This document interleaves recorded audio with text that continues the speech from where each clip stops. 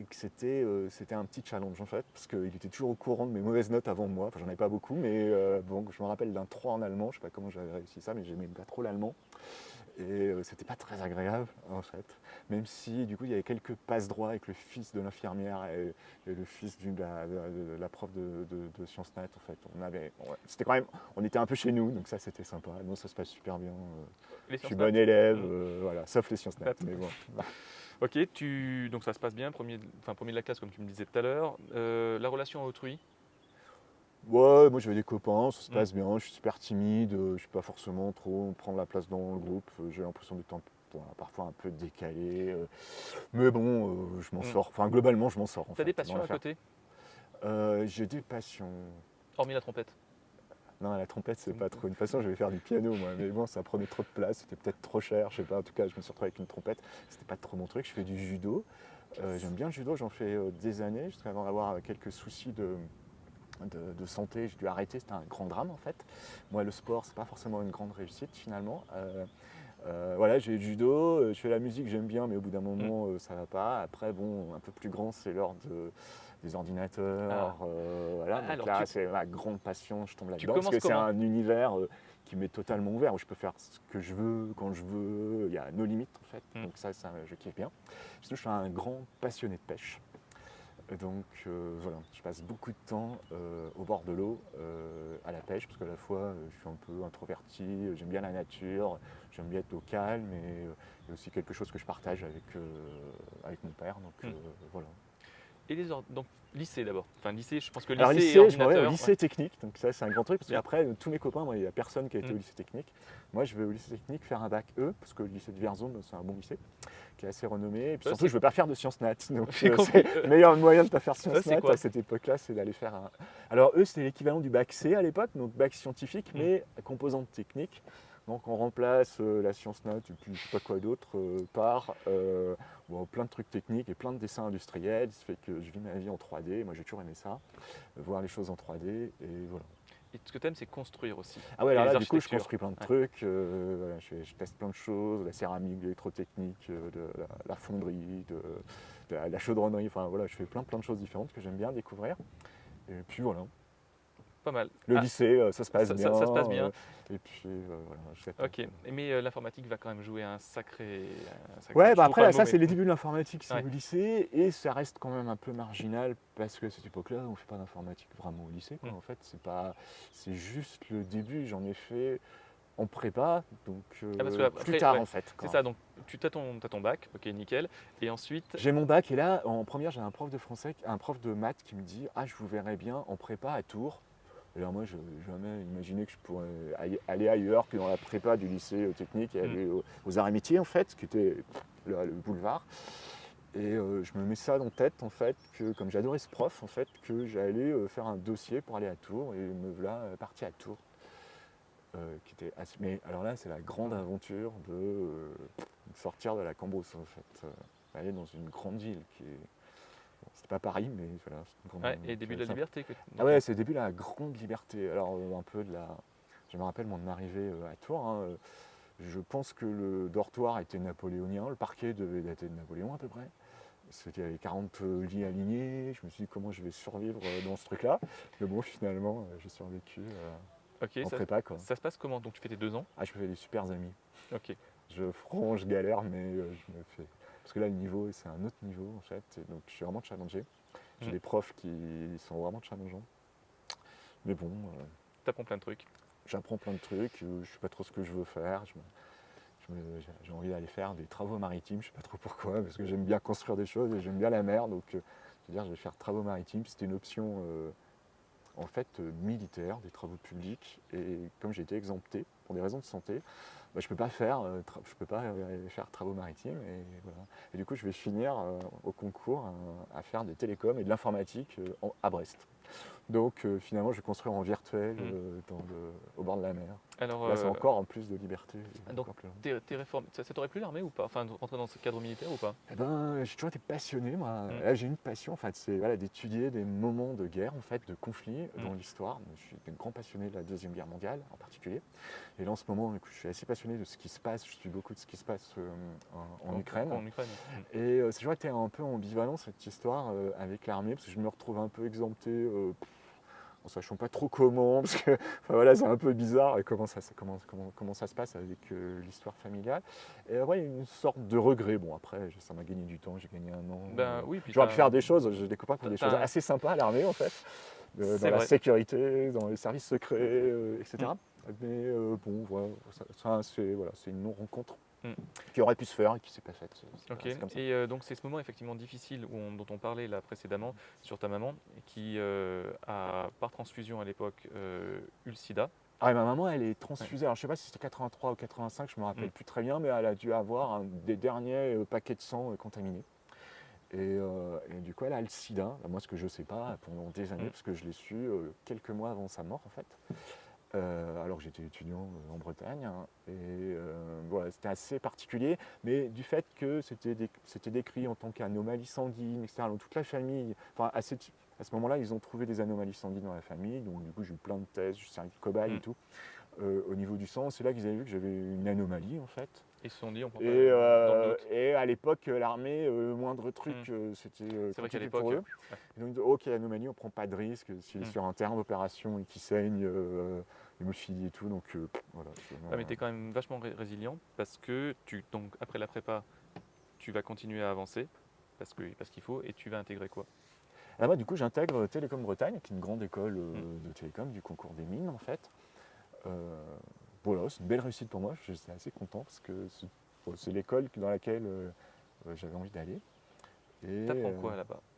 Ah, j'apprends plein de choses. J'apprends à faire plein de choses en associatif. J'apprends à développer des logiciels hyper complets, hyper complexes avec la junior entreprise. J'apprends à gérer un bar et à organiser des soirées qui font la concurrence à toutes les boîtes de nuit de Brest. Voilà, il faut les gérer, la SACEM, etc. J'apprends plein de choses, puis un peu d'informatique. Je sais pas, j'ai fait des cauchemars, je crois, pendant 20 ans derrière, après mes études, en me disant, gérer la nuit, je savais pas trop quel était le sujet du devoir le lendemain. Etc. Enfin, c'est assez bizarre. Pour moi, c'est assez un miracle que j'ai réussi à avoir mon diplôme. Alors que mes copains disent, je m'en suis plutôt pas mal sorti. Je me casse les deux bras.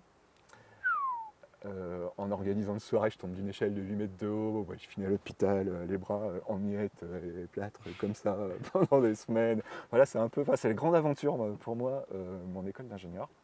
Voilà, j'ai appris Donc plein de choses. que tu réussis et après Ouais, je le grand réussis, bain. et après le grand bain, un peu particulier parce que quand je sors moi sur le marché du travail, ma mère décède. Et les derniers mois ont été assez compliqués. Déjà, j'ai appris assez tard que c'était le sida et elle ne nous disait pas. Et puis bon, voilà, c'était vraiment traumatique. J'ai mis des années derrière à faire le ménage là-dedans. Donc c'était un peu compliqué. Dans une année 93, qui est la seule année où il y a vraiment un creux sur le marché du travail. Donc voilà, c'est vraiment un démarrage un peu particulier.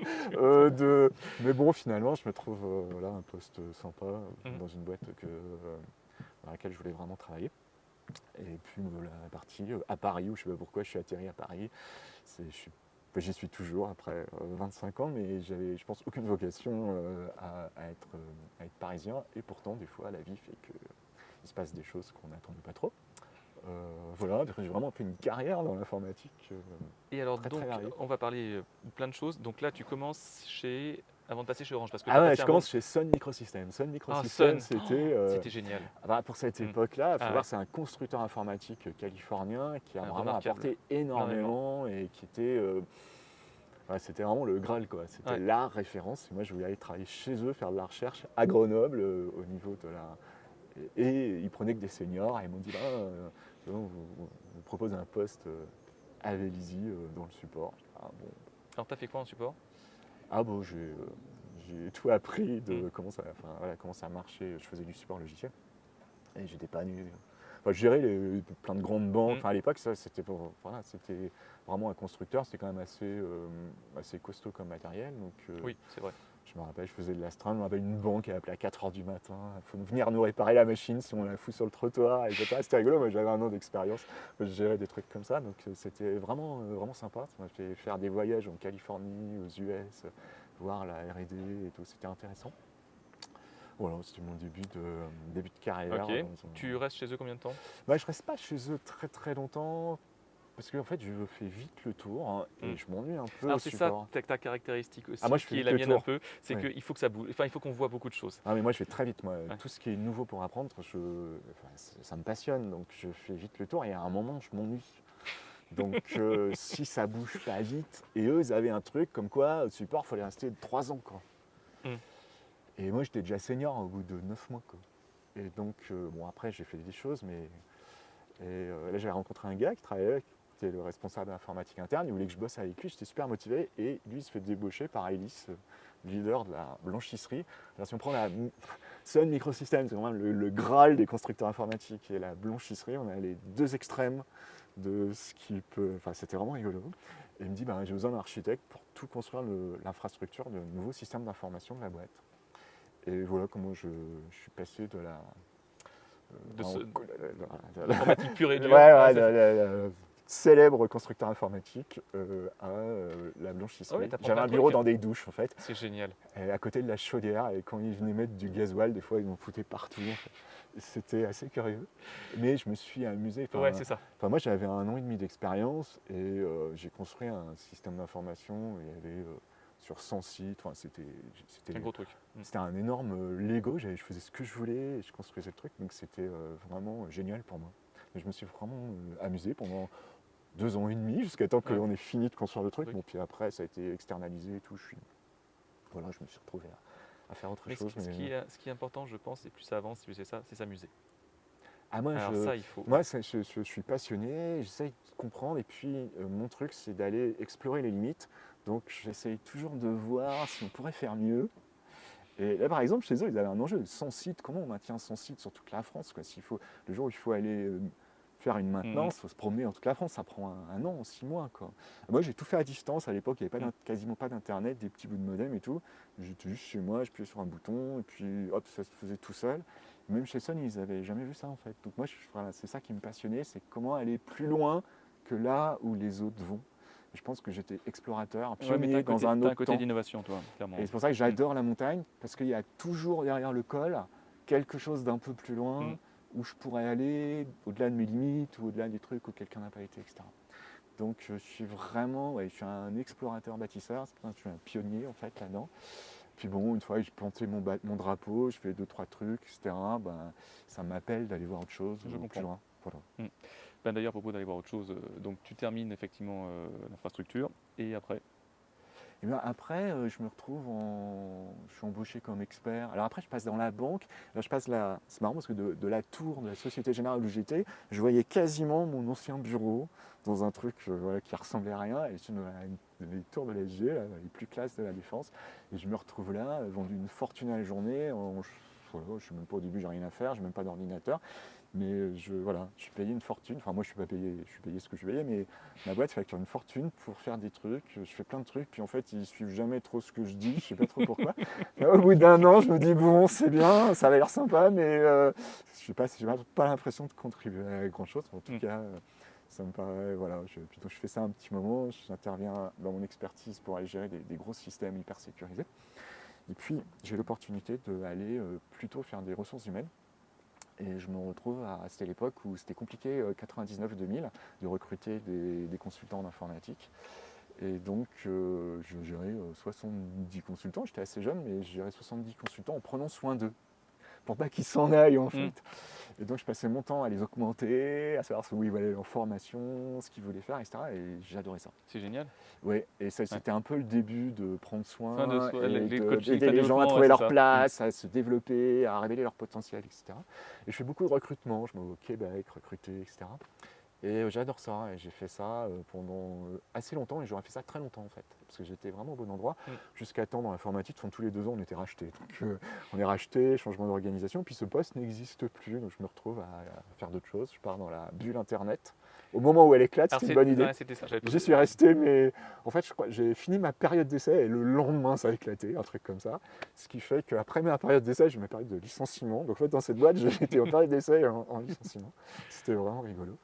Et puis voilà, après, je redémarrais des offres, etc. Après, je construis autour des SAP. Là. L'ancien patron me demande de construire un truc, je me trouve un truc génial, puis ça dure 2 ans parce que c'est racheté après, puis après, du coup, on me dit tu peux faire autre chose. Toute ma vie, on m'a dit tu peux faire autre chose. À chaque fois, j'étais bien à un endroit, on m'a dit ah, toi, tu sais faire plein de choses, tu devrais faire autre chose. Et voilà.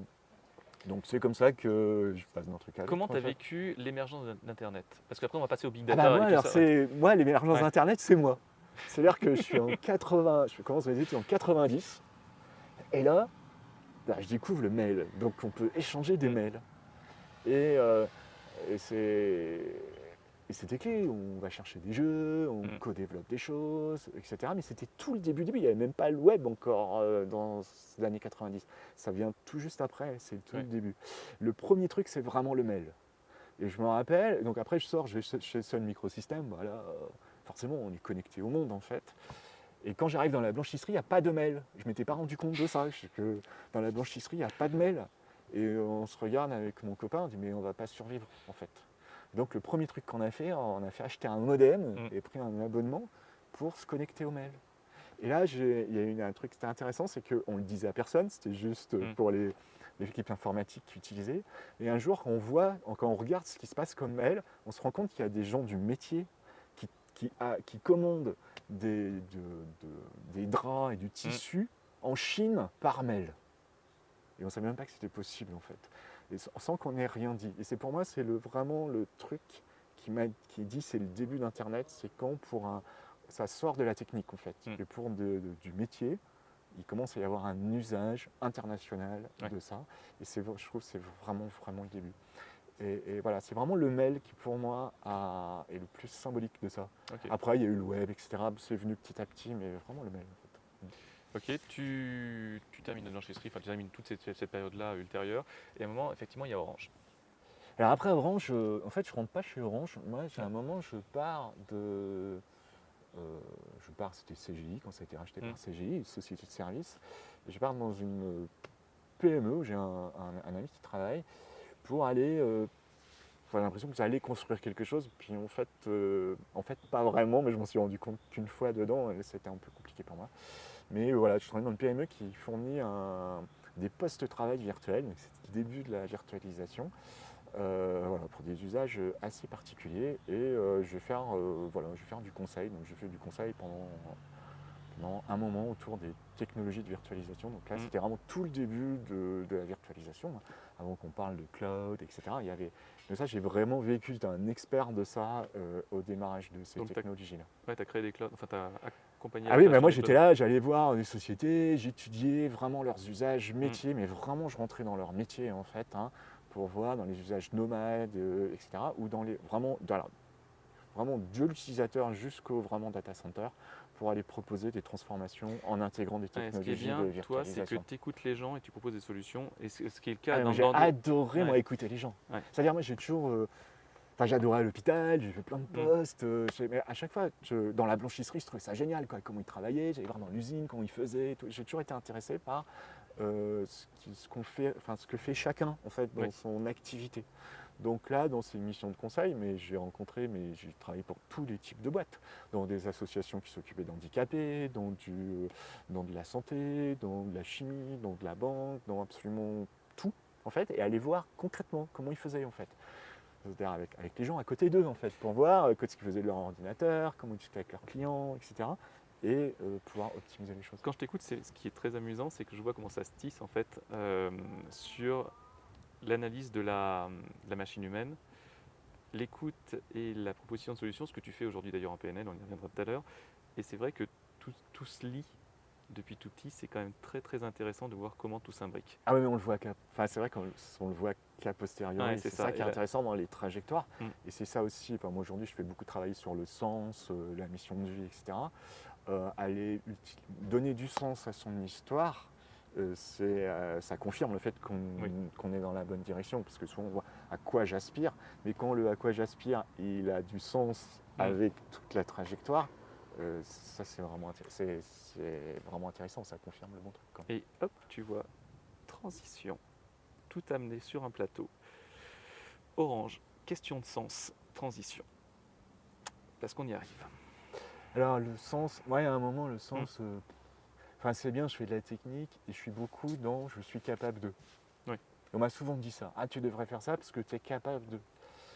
Enfin la capacité ça n'a jamais donné de sens, hein. Enfin moi je suis capable de plein de choses parce que je suis passionné partout, donc il suffit Ouais. d'observer, passer du temps, et puis on apprend. Ça c'est pas la question. Et là je suis passé à un moment où en fait ça me nourrissait pas vraiment. Oui, je comprends. C'est-à-dire, ok, je faisais des trucs sympas, allez, un petit truc sympa, un partage sympa avec des clients, des collègues, etc. Puis bon, après, ok, d'accord, mais so what, quoi. Et ça a été assez compliqué pour moi. Et là, ça perd de sens, ça dure un moment, etc. Puis je fais un burn-out, parce que c'est comme ça que ça fonctionne, hein. Moins tu nourris tes trucs importants, Mm. plus à un moment, tu es obligé de forcer, et puis à un Ouais. moment, ça a de moins en moins de sens, puis tu forces de plus en plus, puis il y a de moins en moins de résultats, et tu te retrouves en incertitude et en insécurité, en fait. Ouais. Et je me retrouve là, et avec tu sais, à un moment quasi, j'arrive plus à aller au travail, en fait. Mm. Ça n'a pas de sens pour moi, quoi. Je suis en pleurs, j'ai envie de rien faire, etc. Donc burn-out, dépression, qui va s'enclencher sur une dépression existentielle qui va durer un sacré moment, parce que même si je reprends le travail, j'arrive à maintenir le truc un peu, parce que j'ai pas de réponse, quoi. Pour le coup, c'est bien. Enfin, je vois le médecin qui m'arrête, après je vois un psychiatre qui me donne des médicaments, qui m'arrête, Ouais, mais t'as toujours pas la réponse, qui m'écoute. ce qui est déjà bien. Je sais pas, j'ai un psychiatre, elle devait être lacanienne en fait. Je sais pas, elle me racontait rien, je causais, puis je repartais chez moi. Au bout d'un moment, je me dis, ça n'a pas l'air d'avancer beaucoup, je vais essayer d'en trouver un autre. Hein. Je trouve un autre, bon, il me causait un peu. Mais bon, ça n'apportait pas grand-chose. Et ouais, je passais un long moment comme ça. Et j'y repense avec attendrissement, quoi, et compassion, mais sur le moment, c'était pas très cool. Ok, comment t'en sors? Comment j'en sors? Eh ben, un jour, je me dis que ça mérite pas vraiment. Et je considère sérieusement l'idée de me suicider. Mhm. Je me rappelle, j'étais chez mon père, il a son fusil, son truc. Ouais, ça aurait été un peu gore, mais enfin bon, voilà, en tout Non, cas, mais je c'est fais l'idée, oui, l'exercice tout à fait. intellectuel Ah, mais du je le truc, de vois. me dire, ok, le fusil, il est pas loin, comment je ferais, etc., etc. Et il y a un moment, je me dis, bon, il me s'est passé un truc un peu bizarre. Je me dis, est-ce que tu te donnes le droit? Et je me dis, ouais, je me donne le droit. Ok. Et là, il s'est passé un truc bizarre, c'est à partir du moment où je me suis donné le droit de le faire, je me dis, finalement, tu pourrais pas essayer d'autres choses, tu pourrais te donner d'autres droits Oui, j'ai aussi. compris. Et tu peux le faire maintenant ou plus tard finalement, puisque tu te donnes le droit. Et le fait, j'ai trouvé, et ça m'est arrivé d'accompagner plusieurs fois des personnes qui étaient en réflexion, en pensée suicidaire. Et à chaque fois, le fait de donner le droit, j'ai trouvé que c'était vraiment intéressant, parce que ça, du coup, il n'y a plus de pression. Si on se donne le droit, on peut faire d'autres choses. On a le temps en fait, on peut faire autre chose. Puis c'est pas très grave. Si c'est vraiment douloureux, on pourra toujours le faire plus tard. Et là, je me dis, j'ai un pote qui m'a dit que qui m'avait conseillé d'aller voir une psychologue qui connaissait tout. Je sais pas pourquoi, je le sentais pas trop. Je dis, je vais faire ça coûte pas grand chose. Et voilà comment j'ai rencontré une fille vraiment géniale, en fait, une femme absolument géniale. Qui m'a accompagné. Au début, je faisais beaucoup de gestalt, donc c'était dans les émotions. C'était pas un truc sur lequel j'étais très fort. Et ça, pour le coup, ça me faisait vraiment du bien, quoi. Et voilà, après, on a abordé un sujet via mon frère qui a mis un truc au milieu là, autour du fait d'être surdoué. Et ça a été un grand truc que j'ai exploré, qui m'a fait énormément avancer, pour le coup, en termes d'exploration, qui a mis plein de lumière sur des choses qui s'étaient passées quand j'étais petit, enfin voilà, des trucs un peu bizarres, sur mes sauts de classe qui avaient été compliqués à gérer. Enfin voilà, ça c'était un grand truc qui m'a amené dans une démarche de développement personnel. C'était cette idée identitaire, parce que être surdoué, c'est être ou ne pas être. Et du coup, il y a tout plein de questions identitaires et l'identité, ça s'appelle le développement personnel. Et c'est ça qui a enclenché en fait plein de choses derrière. Parce que donc je rencontre dans un forum de surdoués auquel j'avais adhéré et que j'ai changé, je rencontre une fille, Sonia Spellen, qui est, dont j'étais très proche après et qui elle était coach, qui animait des séminaires de développement personnel que j'ai suivis. C'est là que j'ai rencontré la PNL, en fait, il y avait beaucoup de PNL dedans, et où j'ai vraiment trouvé pour le coup des outils qui m'ont permis d'avancer, en fait, de trouver des réponses à mes questions et d'avoir l'impression d'avancer, en fait. Mhm. Donc ça, voilà, comment je me suis sorti de ma phase là, qui est assez longue, vraiment de dépression existentielle, de Mhm. dire, Non, mais je je fous là, je quoi. vois. Donc, Ok, donc là-dessus, tu es sur de la PNL, c'est-à-dire de la programmation neurolinguistique. ah ouais, je découvre la Alors, programmation comment neurolinguistique. tu me définirais ça? Parce que c'est eux là, donc Guillaume et Arnaud qui sont juste derrière, qui Ouais. sont au cadre réalisateur, ils m'ont posé la question hier. Guillaume, c'était le cas, hein. J'entends un oui.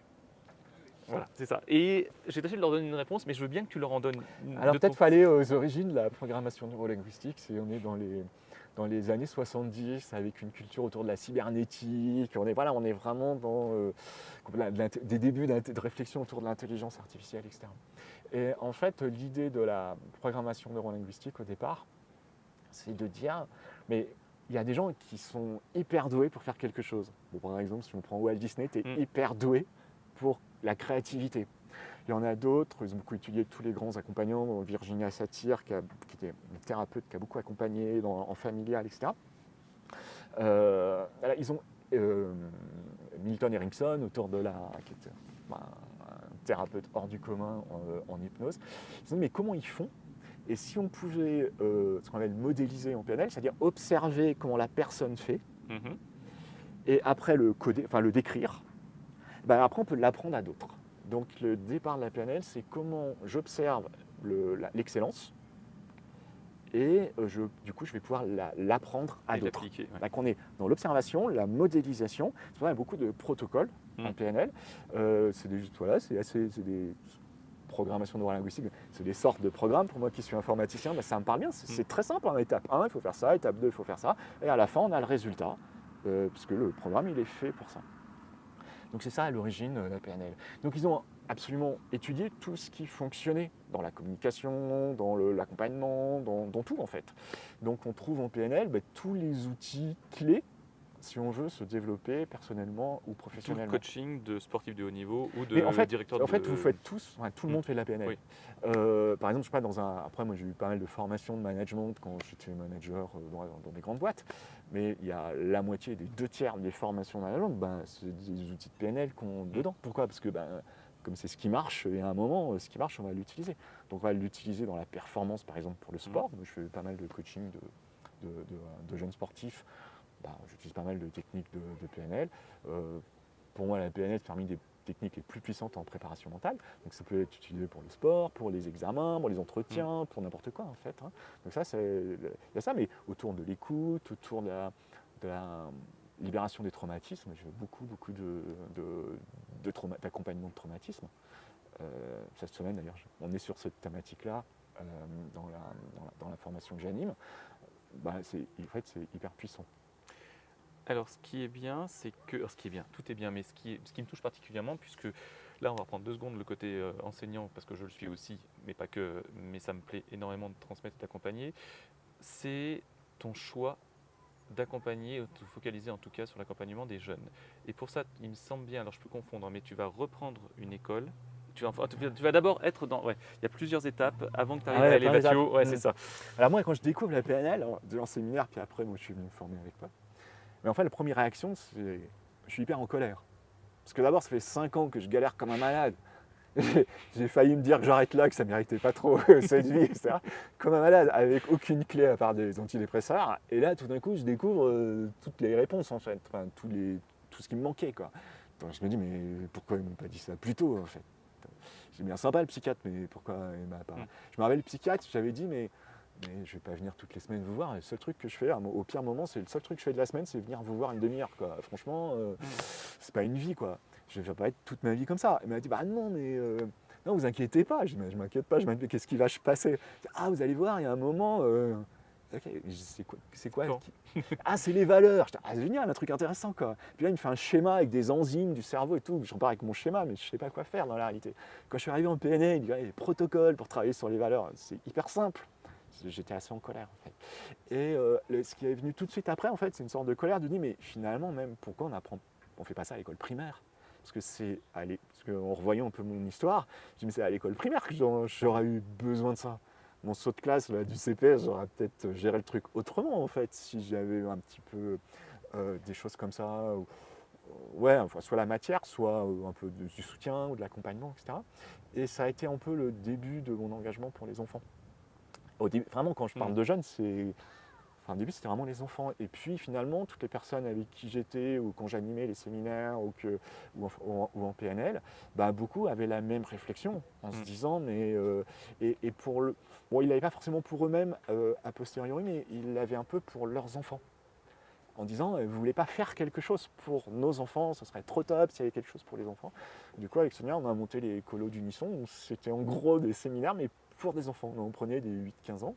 On a fait ça à Annecy, on louait une résidence universitaire, on fermait la grille pour pas en perdre, et puis on avait 40 gamins en fait. Et alors, Pour tout le week-end. ils en sortaient comment? Qu'est-ce qu'ils vous en disaient? Parce que c'est votre Ah, expérience mais ils qui est trouvaient toujours. ça génial parce que, en fait, alors ils venaient, soit ils allaient bien et ils venaient pour apprendre des choses, Mm. ou alors parce que les parents les avaient un peu poussés, ils ne savaient pas trop, mais donc du coup ils vivaient des moments assez géniaux.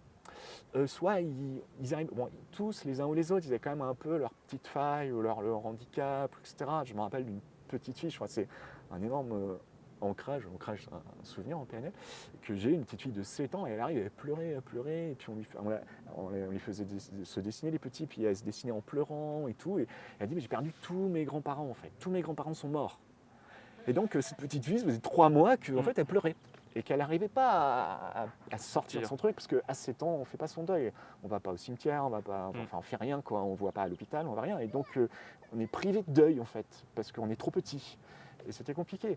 Et cette petite fille, pendant 20 minutes, j'ai fait un petit protocole de PNL qu'on appelle un brouillage. Et juste en discutant avec elle, genre, c'est comme si on faisait du dessin animé ou du dessin. Et au bout de 20 minutes, elle a dit au revoir à sa grand-mère. Je suis ému. Et elle est repartie avec le sourire, elle a joué avec les autres en fait. Et ça faisait 3 mois qu'elle pleurait. Et les parents disent, qu'est-ce que vous avez fait à ma fille? Donc là, bon, on était dans un truc un peu particulier. Mais pour d'autres, c'était, ils ne se faisaient pas de copains à l'école, ou d'autres, ils étaient nuls, ou ils étaient ceci, ou cela. Et dans un espace comme ça de 2 jours, en fait, eux, ils trouvaient parfois leur propre solution. Soit on pouvait les accompagner un petit peu plus spécifiquement, dans le cadre du collectif et un peu individuel, pour les aider à passer ça. Donc j'ai des souvenirs d'enfants qui travaillent leurs valeurs, qui travaillent leur projet de vie, et c'est des choses qu'on peut travailler à 10 ans en fait. Et c'est pas parce qu'on le fait à 10 ans qu'on va le graver dans le sang, enfin on va le saigner dans le sang, etc. Et ça changera peut-être 50 fois, mais c'est pas très grave. Ça fait travailler, ça fait se projeter, juste travailler, tiens, les émotions en fait. Ah bah moi, j'aime pas la colère. Ah bah tiens, qu'est-ce que tu as peur de la colère, etc. Et de voir l'enfant qui au bout de 2 jours peut dire je suis en colère là, c'est génial en fait, parce que sa vie Ça va faire elle un a été tournant, déviée, ouais. enfin Ouais, il y a c'est quelque ça. chose dans la trajectoire qui a été dévié forcément. Et je pense que, alors, ça serait intéressant effectivement que ça soit beaucoup plus déployé. Alors, ça marche aussi avec la CNV, la communication non Bien sûr. violente, qui se développe de plus en plus, parce que on bosse avec les instituts aussi, nous, puisque moi je suis en collège particulièrement. Mais c'est vrai que, tu vois, sur ce qu'on disait tout à l'heure, c'est qu'au niveau collège, parce qu'il y a une errance à un moment, il y a une perte de repères, ce qui est normal, hein, ça change. Mais c'est vrai que les rassurer ou leur proposer effectivement, ou former des enseignants, tu vois, ces petits protocoles qui peuvent rassurer des mômes et changer leur vie, parce que en fait, ce dont ils ont besoin, c'est de la confiance. Enfin, qu'on C'est croit en eux, beaucoup ça. clairement. Pour moi, c'est de l'écoute. Ouais. Et de la foi entre guillemets, qui n'est pas une foi religieuse, mais Non, qui est non. une confiance dans l'avenir, donc Ah, mais quelque chose totalement. de. J'appelle la foi, c'est pour mettre une confiance avec un grand C en fait. C'est mieux. C'est de dire ok, ça va bien, ok, ça Oui, va tu as des bien se trucs en passer. toi, ouais. Et parce que ça change tout en fait, de se dire que ça va bien se passer plutôt que d'être focalisé sur la peur. C'est pas du tout le même Non, mais résultat, je en le fait. vois, et c'est ce qui me. Alors, je ne sais plus à qui j'en parlais, mais c'est vrai qu'au début, je ne croyais pas que la parole d'un enseignant avait autant de portée, en fait. C'est énorme. Et c'est énorme. Et plus j'avance, et je crois que c'était avec Paul que j'en parlais, et maintenant, je me rends compte effectivement de toute cette responsabilité que j'ai. Mais en même temps, je vois en eux tout comme tu vois quand ils arrivent, ce qu'ils ont comme possibilité d'émergence, quoi. Et c'est vrai qu'il faut les accompagner là-dedans, c'est hyper important. Mais ça demande effectivement un temps de regarder comment ça se passe. Sauf que nous, avec des classes de 30, il faudrait réduire C'est super compliqué. Donc Moi, ce qui me frappe le Mm. plus parce que aujourd'hui, j'accompagne beaucoup d'enfants et de jeunes en fait. Au début, quand je faisais ça, ce qui me frappait le plus, et ça me touchait d'ailleurs, je disais mais comment c'était notre séance? Ah, c'était génial. Je dis mais qu'est-ce qui était génial? Je savais pas qu'on pouvait m'écouter. Et ça, je l'ai eu plein de fois au début. Wow. Franchement, ça me serrait les tripes, ouais, quoi. c'est ça, ouais. Et je disais, mais ça veut dire un enfant à 8 ans ou quelqu'un jeune à 12 ans ou 14 ans, en fait, eh ben, il ne sait pas qu'on peut l'écouter. Ça veut dire qu'il n'y a personne qui l'écoute. C'est ça. Et en fait, en réfléchissant, ben oui, c'est vrai, il n'y a personne qui les écoute. Pourquoi? Parce que les parents, ils ont 50 000 trucs à faire, et puis ils n'ont jamais appris à écouter. Donc à la base, ils ne savent pas forcément non plus, quoi. Donc ça s'apprend. Et puis, ils ont plein de choses à faire, en fait. Ils travaillent, ils gèrent la maison, ils font à manger, etc. Et puis, les enseignants, ils en ont 30 en classe. Donc, quand ils sont en groupe, il faut qu'ils transmettent. Puis la récréation dure 10 minutes. Puis eux aussi, ils n'ont pas toujours appris à écouter. Et donc, c'est pas si simple que ça. Et puis les copains, on ne peut pas parler de tout avec les copains. C'est juste. Et il y a de la pudeur, il y a plein de choses qui se jouent, surtout à l'adolescence. Puis au fond, ils osent pas trop, ils savent pas trop, mais à l'adolescence, il y a plein d'autres choses qui se jouent avec les copains. Et donc en fait, ils ne peuvent pas trop en parler. Et les autres professionnels auxquels ils pourraient parler, en général, si c'est psychologue, c'est infirmier, il faut être malade. Et ils n'ont pas envie de ne pas aller bien en fait. J'en ai plein par exemple qui sont victimes de harcèlement, ils ne veulent pas aller voir un psychologue, ils veulent pas, parce qu'ils veulent, eux, ils sont pas malades en fait. Oui. Et donc ils veulent trouver leur propre solution. Et pour ça, faut être écouté, parce que si on n'y arrive pas tout seul, c'est-à-dire on a besoin d'écoute pour accéder à tu aux vois, ma solutions. génération, et ce que tu racontes, c'est vrai, on s'était considérés comme des fous, t'allais voir le site, t'étais fou, il y a un truc qui va pas. Et tu vois, là, ça fait, je dirais, 5 ans vraiment que, depuis le Covid, où il y a vraiment eu une accélération, que ça a commencé à switcher. C'est-à-dire que maintenant, on en discute en cours, et le fait d'aller voir quelqu'un, C'est plus simple, c'est plus c'est tellement plus simple. Et alors, il y a aussi quelque chose qui est apparu, c'est les réseaux où tu as quand même beaucoup de gens qui sont sur les réseaux, dont toi, des personnes qui vont accompagner, qui vont donner des tips, tu vois, et dire c'est pas grave, ou le harcèlement, parce qu'on parle de harcèlement, et c'est vrai que j'ai eu une classe là où c'était vraiment très compliqué sur ce mode de fonctionnement, parce qu'ils n'ont pas appris à vivre ensemble. Il y a ça aussi qui joue, c'est que le Covid les a énormément éloignés les uns des autres, et que ça marche aussi dans le fait d'avoir une communauté de compréhension, d'échange, etc. Et le meilleur moyen en même temps, ça serait d'apprendre effectivement à s'écouter. Et c'est difficile sur des classes de 30, on le disait. Alors, j'ai cette chance d'avoir, là, ils sont derrière, c'est des anciens élèves, mais j'ai cette chance d'avoir, moi, le latin, ou ce qu'on appelle latin aujourd'hui, c'est LCA, la langue et culture de l'Antiquité, qui me permet d'avoir des effectifs moindres et d'aborder des sujets qui sont beaucoup plus larges. Et je pense que de par mon parcours de vie, moi aussi, j'ai tendance à les accepter du genre, venez comme vous êtes, viens à McDo, nickel, c'est la fête. Mais venez comme vous êtes, et je leur transmets, effectivement, j'ai plus de temps. Parce que j'ai moins de nécessité, tu sais, par exemple, j'ai pas de bac à préparer avec une échéance extrêmement marquée, et je peux leur parler de la vie, on peut échanger sur des sujets comme la philosophie, par exemple, en troisième, sur la manière de concevoir la vie, et d'une certaine manière les accompagner, et je sais que c'est beaucoup plus utile, et on s'aperçoit sur des projets, c'est-à-dire une concrétisation, tu vois, une écoute et une concrétisation, que ça change leur vie, effectivement. Ah clairement, Vraiment. Et toi, ce que tu fais effectivement sur la primaire, qui est le moment effectivement où le cerveau a tendance à ancrer les bases essentielles en fait de fonctionnement, tu les amènes, parce que tu les amènes en fait d'une certaine manière, même si tu les écoutes, tu les amènes à se découvrir eux-mêmes et à être meilleur avec soi-même en fait, plus bon, à moins être dur aussi, je trouve. Ah ça, oui, beaucoup. Ouais. Ça, c'est un enjeu. Après, moi, je suis toujours en posture de coach, donc je les amène, mais en questionnant et en les aidant à trouver eux leur propre solution. Quoi. Et de toute façon, ils ne pourront pas faire autre chose que ça les autonomise énormément dans la réalité. Et puis, ce que je trouve, moi, j'adore les petits. En fait, le coaching de jeunes, on ne parle pas d'enfants, ça n'existe pas, le coaching d'enfants nulle part. Il doit y avoir 2 bouquins dans le monde, ils sont en anglais. Et je pense de la même manière où il y a 10 ans, on disait le coaching de jeunes, non, le coaching c'est pour des managers dans une entreprise, et les jeunes, on les coach pas. Aujourd'hui, quand je parle du coaching des enfants, on regarde avec des grands yeux. c'est un peu, voilà, c'est comme ça. Mais dans la réalité, je trouve que c'est l'âge où on fait des choses assez incroyables.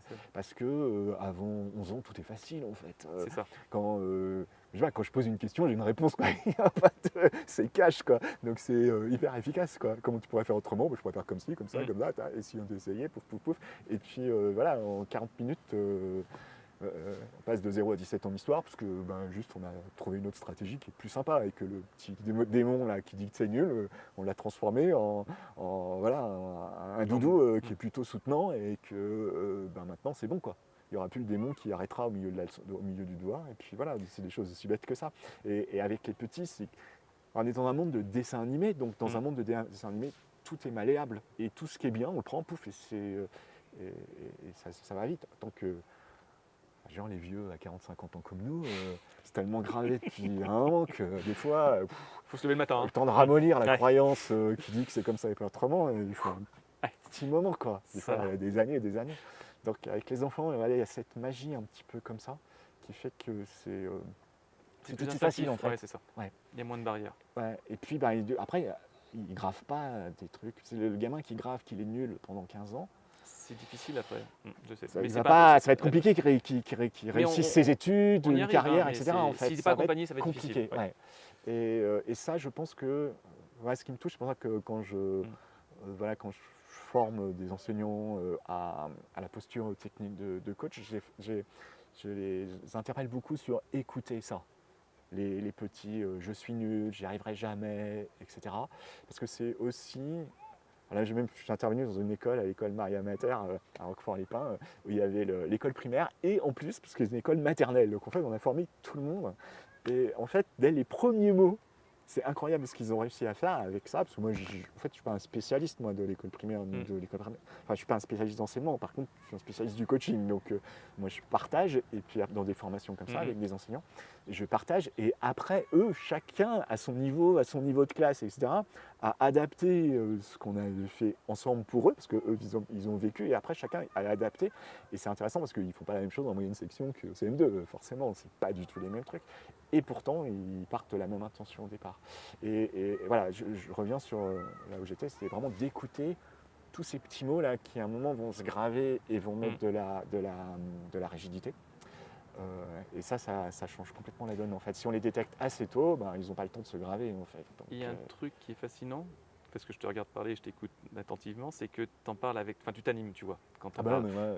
Ça me permet de rebondir sur Elevatio, justement, qui est ton école de coaching, qui est dédiée aux jeunes, mais les jeunes, chez toi, c'est large. Ouais, les jeunes, c'est 8-25 ans. Ouais, quand les jeunes, par exemple, si on prend en génération 15-25, et l'association des coachs de jeunes, c'est 15-25. C'est ça qui est à peu près ciblé. Dans la réalité, il y a des enjeux un peu orientation, tout un peu plus tôt au collège. Et puis aujourd'hui, les jeunes, ça va même plus loin en fait, parce que déjà, il y en a, ils font 10 ans, 14 ans d'études, donc ils ont toujours des enjeux de jeunes, même plus grands.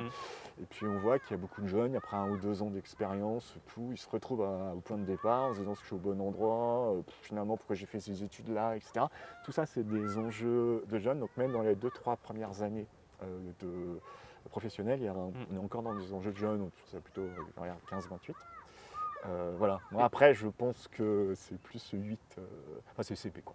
Et toi, tu formes des coachs aussi pour Alors oui, moi, quand je me suis formé au coaching, au début, je voulais pas être coach. Et puis, à un moment, je me suis dit, ok, je veux bien être coach, mais je veux des croyances sur des coachs. Et je veux bien être coach, mais ça va être pour les jeunes. Puis en fait, ma meilleure amie a créé Elevatio en 2012. Elle est très engagée en fait dans l'accompagnement des jeunes. Et puis, donc, je me suis formé dans son école. Après, et là, donc, pour les jeunes, ça me motivait bien. Et puis en fait, comme elle a fait un gros engagement pour le climat et qu'elle n'arrivait pas à sauver le climat tout en maintenant son école, elle a dit je vais arrêter l'école. Et pour moi, c'était impossible. C'est la seule école en fait de coaching qui est spécialisée dans l'accompagnement des jeunes, dans la formation à l'accompagnement des jeunes par le coaching. Pour moi, j'y crois tellement, je vois tellement les résultats que je me dis mais c'est impossible que dans la francophonie, on ferme la seule école au XXIe siècle qui forme des coachs pour accompagner les jeunes, quoi. Et donc je me suis retrouvé au directeur de l'école, mais au départ c'était plus grand que moi. En fait, j'ai dit non, c'est pas possible, quoi. Donc voilà, il faut que je m'en occupe. Et voilà comment j'ai repris cette école. Juste après, en me rendant compte, après avoir pris la décision, qu'en fait ça avait énormément de sens par rapport à toute mon histoire et aussi l'ambition que j'avais, parce que on travaille dans la mission de vie, à un moment, on travaille à la dimension de l'ambition, c'est je peux vouloir nourrir les autres, mais si ma ambition c'est le quartier, je peux faire un super boulanger, faire du pain de qualité pour mon quartier. Mais si je sens que mon ambition, c'est le monde entier, je ne vais pas pouvoir faire boulanger, quoi. Si je fais le pain moi-même, ça va poser le problème. Je ne vais pas faire du pain pour le monde entier. Et en fait, moi, chaque fois que, je me rappelle, cette petite fille, j'ai accompagné avec la mort de sa grand-mère, là. J'étais hyper triste, en fait, après. Et à chaque fois que j'ai accompagné un enfant, je suis souvent triste. Je me dis, il y en a combien d'autres qui vont rester des semaines avec leur truc, en fait. Et ça, pour moi, ça a appelé une ambition importante. D'où ma question. Et donc l'école. Ouais. Je ne vais pas aller voir m'en occuper de tous, avec toute humilité, mais je vais pas m'occuper de tous les enfants en fait. Donc comment il faut faire? Il faut former des coachs, donc ça à l'école. Et puis même former des coachs, ça ne suffit pas, quoi, parce qu'on ne va pas mettre un coach dans chaque classe. Voilà, ça ne suffit pas. Donc au sens large, il faudrait former les enseignants. Enfin, il faut tes coachs formés, il faut former les enseignants. Donc moi j'ai redémarré l'école pour former des coachs et tout. Là, voilà. Parce que ce qu'on apprend, on apprend tellement avec plus de plaisir. Quand on apprend, c'est mal formulé, mais on apprend beaucoup plus facilement avec du plaisir. Et si effectivement, nous en tant qu'enseignants, on arrivait déjà à se détacher un peu du truc de résultat absolu et les amener effectivement à prendre plus de plaisir, ça serait quand même par des moyens techniques, des outils, on gagnerait du temps. Ouais. Et alors il y a une autre chose que je me suis rendu compte au début quand j'ai eu les premières promotions. Et ça a été flagrant, je ne sais pas pourquoi, dans ma première promotion, on a 25 à 30% d'enseignants dans une promotion. Et on les fait en vacances scolaires de manière à ce qu'ils puissent venir se former, parce que c'est vraiment compliqué pour se former pour un enseignant. Et donc, la première promotion, il y avait 3 enseignants. Et à un moment, on discute ensemble. Et en fait, je les avais eu quand je les avais recrutés en tant que stagiaires. Franchement, ils en avaient marre. Ils venaient là pour se reconvertir, en fait, parce qu'ils en avaient marre d'enseigner. J'y arrive pas. C'est la grande crise actuellement. Ouais, dans la crise, on l'entend beaucoup, en fait. J'ai l'impression de ne pas pouvoir aider mes élèves à la hauteur de ce que je voudrais, etc. Et donc, c'était un peu, en s'éloigner de ce que je fais actuellement. Et c'est une motivation un peu de rejet. Et ce qui a été hyper intéressant, c'est d'avoir les feedbacks. Après, ils ont fait, la formation est comme ça, il y a 4 jours pour apprendre la posture de coach. Donc c'est 4 jours, c'est pas énorme en fait, c'est un tout petit morceau de la formation. Et après, ils repartent pendant 1 mois et demi, puis après, ils reviennent. Et quand ils sont revenus, c'était vraiment intéressant, parce que les 3, c'est j'ai redécouvert mon métier, je reprends du plaisir à enseigner, j'ai l'impression vraiment de pouvoir aider mes élèves. Je dis, mais vous faites un autre métier, vous avez changé de poste, c'est toujours le même poste en fait. C'est le même poste. Non, en fait, je fais la même chose qu'avant, sauf que prisme. maintenant je sais écouter, je sais poser des questions ouvertes, je sais changer ma posture. Alors forcément, quand je suis enseignant, quand j'enseigne, j'ai une posture haute de transmission. Mais à la récréation, c'est peut-être que 10 minutes dans la journée, mais 10 minutes ça peut être clé.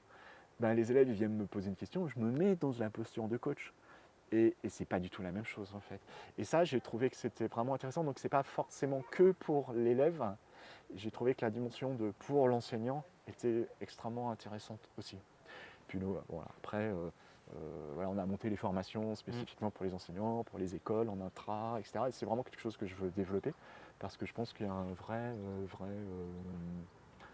il y a un engagement. Ouais. Et c'est pas que pour les enseignants. J'ai des personnes qui travaillent au milieu hospitalier, qui viennent se former. Oui, mais on est dans l'accompagnement, quoi qu'il en soit. Et ils sont en pédiatrie, etc.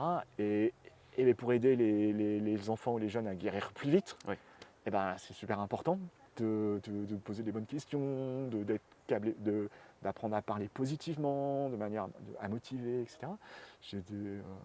Là, j'ai des CPE. C'est absolument génial, parce que c'est encore un autre poste, en fait. Et j'ai une CPE, Corinna, elle est fantastique. Elle me dit...